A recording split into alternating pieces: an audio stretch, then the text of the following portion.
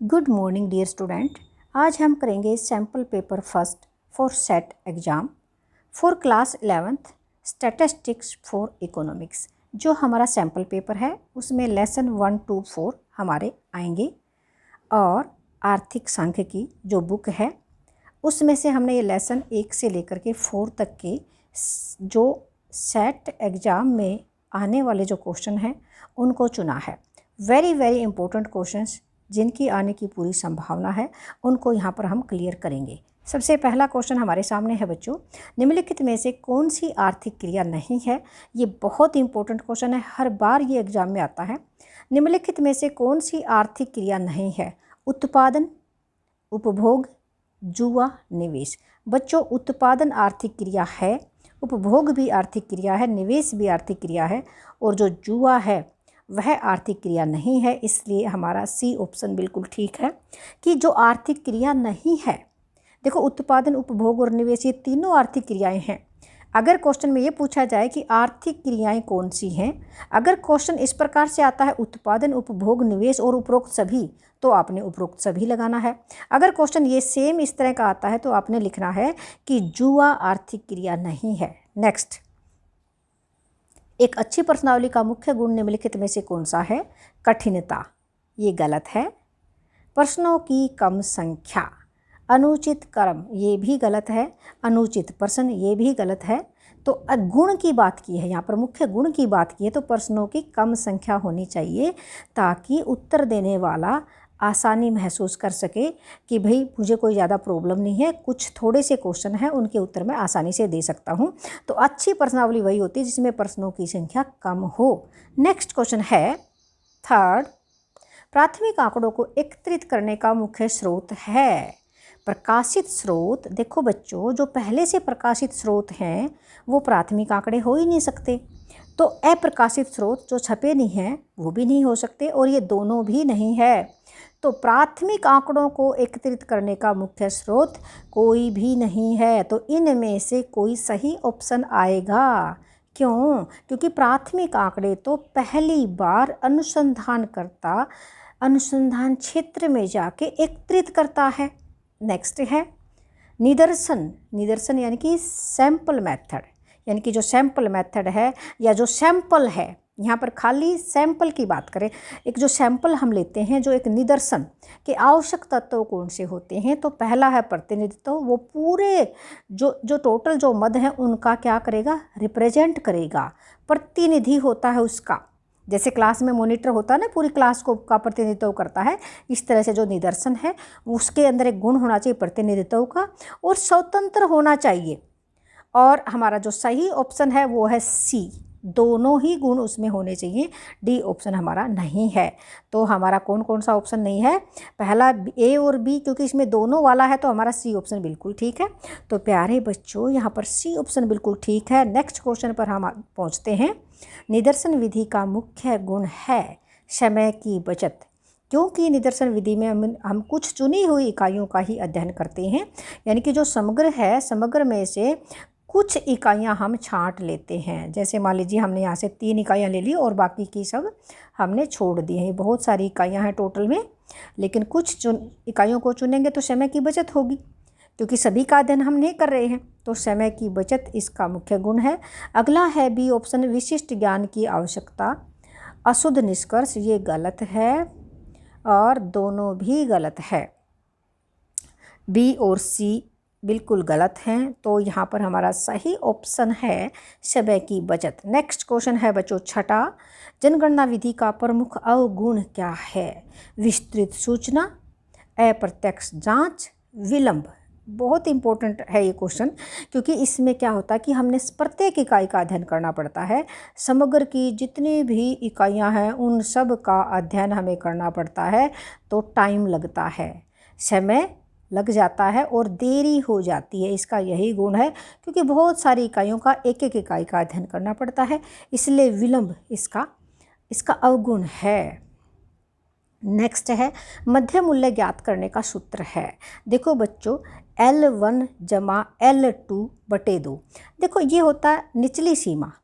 देखो मान लीजिए अब हम बात करेंगे यहाँ पर मध्य मूल्य कैसे ज्ञात कर रहे हैं, ये 10 और 20। 10 और 20, इसका मध्य मूल्य क्या है? तो हम क्या करेंगे, ये तो है लोअर और ये है अपर। देखो निचली सीमा है 10 और ऊपरी सीमा क्या है 20, तो हम क्या करेंगे, लोअर L1 निचली सीमा जमा L2 ऊपरी सीमा और बटे 2। इसका मतलब हो गया 10 जमा 20, 10 जमा 20 बटे 2, यानी कि 30 बटा 2 बराबर है 15। अब देखो बच्चों यहाँ पर ये तरीका कौन सा है, यहाँ पर हमने सही ऑप्शन देखना है। तो L1 जमा L2 बटे 2, पहला ऑप्शन है L2 माइनस L1, ये गलत है, और बी ऑप्शन ठीक है। सी है L1 जमा L2, ये भी गलत है, और डी L2 माइनस L1 बटे 2, ये भी गलत है। तो हमारा सही ऑप्शन है बी। नेक्स्ट क्वेश्चन है, किसी वर्ग की ऊंचे तथा निम्न सीमा में अंतर को कहते हैं, निम्न सीमा के अंतर को कहते हैं, क्या कहते हैं? वर्ग विस्तार कहते हैं। देखो बच्चों, मध्य मूल्य निकालने का, मध्य मूल्य ये नहीं है इसका उत्तर, क्योंकि मध्य मूल्य निकालने का हमने क्या कहा था, L1 जमा L2 बटे 2, लेकिन यहाँ पर ये वर्ग विस्तार है। बी ऑप्शन हमारा बिल्कुल ठीक है। अगला है, किसी भी वर्ग में आने वाले मदों या चरों की संख्या को क्या कहा जाता है? वर्ग आवर्ती। देखो बच्चों, किसी भी वर्ग में, अगर वर्ग में आएंगी तो वर्ग तो नाम से स्पष्ट है, और आवर्ती आने वाली, तो वर्ग आवर्ती भी वर्ग में आने वाली। तो देखो वर्ग में आने वाले मदों या चरों की संख्या को वर्ग आवर्ती बोलेंगे। बी ऑप्शन हमारा ठीक है, और ए ऑप्शन हमारा नहीं है। 10वां क्वेश्चन हमारे सामने है, वे आंकड़े जिन्हें अनुसंधानकर्ता अपने अनुसंधान के दौरान संकलित करता है क्या कहलाते हैं? शुद्ध आंकड़े कहलाते हैं। जैसे आंकड़े इकट्ठे किए जो के तो आंकड़े शुद्ध आंकड़े या रॉ डाटा कहलाते हैं बच्चों। उसके बाद उनको व्यवस्थित किया जाता है, तो बी ऑप्शन हमारा गलत है। नेक्स्ट क्वेश्चन है, लॉटरी निकालने के लिए विधि का प्रयोग में लाई जाती है, विधि प्रयोग में लाई जाती है, खाली स्थान विधि। कौन सी विधि? अभ्यंस प्रतिदर्श, अभ्यंस प्रतिदर्श होता है कोटा सैंपलिंग, कोटा ले लिया जाता है, ये गलत है। यादृच्छिक प्रतिदर्श, इसको हम बोलते हैं रैंडम सैंपलिंग, अंग्रेजी में हम बोलेंगे रैंडम सैंपलिंग। रैंडम सैंपलिंग होती है कि दैव से या भाग्य से, यानी कि जिसमें सभी इकाइयों के चुने जाने के समान अवसर होते हैं, उसको बोलते हैं यादृच्छिक प्रतिदर्श। बी ऑप्शन बिल्कुल ठीक है। जैसे मान लीजिए यहाँ पर हम बहुत सारी पर्ची बना लेते हैं और उसे एक मटके में डाल देते हैं और उनको घुमा देते हैं हाथ से, और फिर इसमें से कोई भी पर्ची निकालने की बात करते हैं, यानी कि हमने कोई प्राइज़ देना है बच्चों को, और हमने देना है 2 बच्चों को प्राइज़, और 2 बच्चों को प्राइज़ देना है। तो ये जितनी भी पर्चियाँ हैं, मान लीजिए हमारी कक्षा में 40 बच्चे हैं और 40 पर्चियाँ हमने बना ली और 40 पर्चियाँ डाल दी और बिना देखे निकाल ली हैं और उनको गोल गोल घुमा के, तो होगा क्या कि कोई भी पर्ची, यानी कि किसी भी पर्ची का नंबर आ सकता है। यहाँ पर कोई पक्षपात की भावना नहीं है, तो इसको बोलते हैं रैंडम सैम्पलिंग। यादृच्छिक प्रतिदर्श, यानी कि प्रत्येक मद के चुने जाने के समान अवसर हैं, भाग्य पर निर्भर करता है इनका चुनाव, तो इसको बोलते हैं यादृच्छिक प्रतिदर्श। 12वां क्वेश्चन है बच्चों, प्रतिदर्श विधि अपेक्षाकृत खर्चीली है।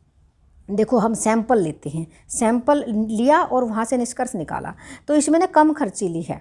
अगर और जो होती है ना जनगणना विधि, सेंसस मेथड, उसमें सभी इकाइयों का अध्ययन करना पड़ता है, उसमें ज़्यादा खर्चा लगता है, तो ये अधिक वाला गलत है और कम वाला ठीक है।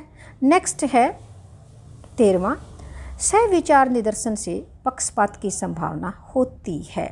देखो बच्चों, हम विचार करके हमने निदर्शन लिया कि वहाँ से सैंपल लेना, वहाँ से लेना, तो यहाँ तो पक्षपात की संभावना अधिक होती है, ठीक है, कम नहीं होती है। नेक्स्ट क्वेश्चन है, आंकड़े 3 प्रकार के होते हैं, प्राथमिक आंकड़े, द्वितीयक आंकड़े और तृतीयक आंकड़े। ये बिल्कुल गलत है, असत्य है, ये असत्य है, इसलिए असत्य वाला ऑप्शन ठीक है, क्योंकि ये सत्य नहीं है। क्योंकि आंकड़े 2 प्रकार के होते हैं। कितने प्रकार के होते हैं बच्चों?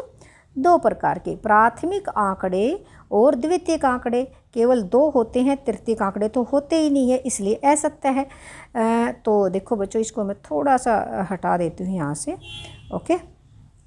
नेक्स्ट क्वेश्चन हमारा है, द्वितीयक आंकड़े मौलिक होते हैं, ओरिजिनल होते हैं। ये गलत है, असत्य है। क्यों? क्योंकि ये सत्य नहीं है।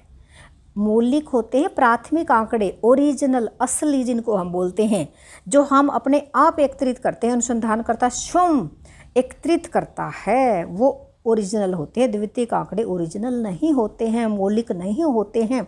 तो ये असत्य इसलिए है। 16वां प्रश्न, गणक उन व्यक्तियों को कहा जाता है जो आंकड़ों के संकलन में अनुसंधानकर्ता की मदद करते हैं। बिल्कुल सही है, एन्यूमरेटर, गणक जो मदद करते हैं। नेक्स्ट क्वेश्चन है हमारा, तेंदुलकर के पास एक बल्ला है, यह सांख्यिकी है या नहीं है? भाई ये सांख्यिकी नहीं है, क्योंकि एक अकेली संख्या कभी भी सांख्यिकी नहीं कहलाएगी, और दो या दो से ज़्यादा संख्याएं सांख्यिकी कहलाएंगी जिनमें हम तुलना कर सकते हैं। तो ये नहीं है, सभी बच्चे देख लें, क्योंकि सांख्यिकी की विशेषताएं क्या होती हैं कि दो या दो से ज़्यादा संख्याएं सांख्यिकी कहलाएंगी जिनमें हम तुलना कर सकते हैं। एक अकेली संख्या कभी भी सांख्यिकी नहीं कहलाएगी। 18वां प्रश्न हमारे सामने है बच्चों, सांख्यिकी को संख्या के रूप में व्यक्त किया जाता है, व्यक्त खालिस्तान किया जाता है या नहीं किया जाता है? सांख्यिकी को संख्याओं के रूप में व्यक्त किया जाता है। बिल्कुल, आंकड़ों का विज्ञान है, संख्याओं का विज्ञान है सांख्यिकी, तो किया जाता है भाई, बिल्कुल किया जाता है। 19वां प्रश्न है, अर्थशास्त्र केवल आदर्शात्मक विज्ञान है? बिल्कुल असत्य है, क्योंकि अर्थशास्त्र वास्तविक विज्ञान भी है और आदर्शात्मक विज्ञान भी है। वास्तविक भी और आदर्शात्मक भी, ये भी विज्ञान है, दोनों है। क्या आएगा? दोनों है, आदर्शात्मक है और मतलब दोनों आएगा, और वास्तविक भी है, वास्तविक विज्ञान भी है। इसमें देखो जो समस्याएं हैं, वास्तविकता है, क्या था और क्या होगा, ये वास्तविक विज्ञान है, और क्या होना चाहिए ये आदर्शात्मक विज्ञान है। तो बच्चों, जैसे हमारे देश में बेरोजगारी की समस्या है, ये वास्तविक विज्ञान है, और बेरोजगारी कम होनी चाहिए या बेरोजगारी बिल्कुल ख़त्म होनी चाहिए, ये आदर्शात्मक विज्ञान है। तो अर्थशास्त्र दोनों ही है, इसलिए ये असत्य है। 20वां प्रश्न है, सांख्यिकी कला और विज्ञान दोनों ही है? ये बिल्कुल ठीक है, कला भी है और विज्ञान भी है। कैसे है बच्चों? देखो बच्चों, कला किसी भी समस्या को सही तरीके से हल करना कला कहलाता है, और विज्ञान किसी भी मतलब विज्ञान को, यानी कि जिसमें कर्मागत अध्ययन है, कर्म से अध्ययन है, जिसमें कारण और परिणाम होते हैं, वो विज्ञान है। जिसमें कारण और परिणाम होते हैं वो विज्ञान है। तो अर्थशास्त्र में भी और सांख्यिकी में भी कारण और परिणाम होते हैं, और इस प्रकार से ये कला भी है और विज्ञान भी है, दोनों है, ये सही है। तो डियर स्टूडेंट्स, ये थे हमारे 20 क्वेश्चंस। ये सैम्पल पेपर में आने की पूरी उम्मीद है। तो सभी बच्चे इन क्वेश्चंस को ध्यान से करेंगे, और इसी के साथ धन्यवाद।